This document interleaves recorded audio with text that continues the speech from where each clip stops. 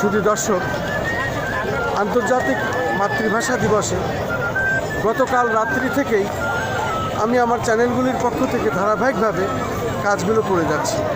আজকে সারাদিন কাজ করেছি, আবার এখন রাত্রেবেলাও আমরা কাজ করছি। আমরা দেখতে পাচ্ছি হাজার হাজার দর্শনার্থী এখানে এসেছেন, শ্রদ্ধা নিবেদন করছেন।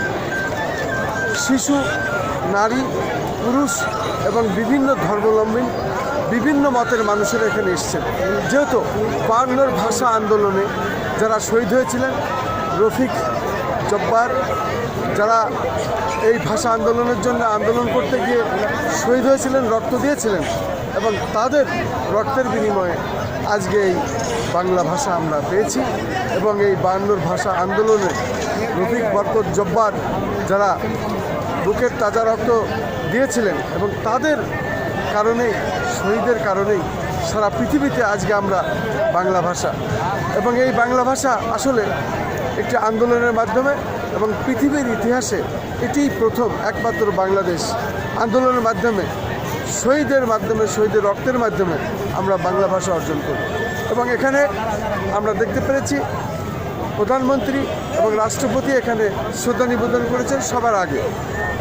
তারপরে পর্যায়ক্রমে বিভিন্ন সংগঠন এবং এই দেশের বিভিন্ন মানুষ যারা এখানে আসেন শ্রদ্ধা নিবেদন করতে পরপর এসে গেছে। আমি দেখেছি প্রধানমন্ত্রী জনাব তারেক রহমান এখানে যে শ্রদ্ধা নিবেদন করেছিলেন, সেই রিংটি এখানে শহীদ মিনারের সাথে ঝুলানো আছে। এবং এই রিংটা আমরা দেখতে পাচ্ছি সারাদিনই আজ বিভিন্ন বয়সের, বিভিন্ন শ্রেণী পেশার মানুষ, বিভিন্ন ধর্মের মানুষ এখানে আসছেন, শ্রদ্ধা নিবেদন করছেন। এবং ওখানে ওই রিংটার সাথে প্রধানমন্ত্রী যে শ্রদ্ধা নিবেদন করেছে, সেই রিংটার সাথে অনেকে ভি চিহ্ন দেখিয়ে ছবি তুলছেন এবং সেলফি তুলছেন, ভিডিও করছেন, স্টিল ছবি করছেন। সারাদিনই আমরা এটা দেখেছি। এখন রাত্রেবেলায় প্রায় 10টার বেশি, তারপরেও আমরা দেখতে পাচ্ছি হাজার হাজার মানুষ, এবং মানুষ এখানে অপেক্ষা করছে, ছবি তুলছে এবং তারা তাদের শ্রদ্ধা নিবেদন করছে।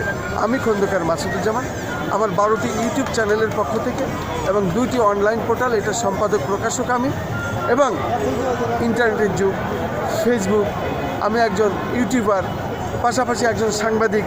সেই হিসাবে আজ 2টো দিন আমরা এইভাবে গত রাত্র থেকে আজ পর্যন্ত এই কাজ আমি ধারাবাহিকভাবে করে যাচ্ছি। আসলে এখান থেকে যেন সরার কোনো উপায় নাই, কত রাত্র হবে তার কোনো ঠিক নাই।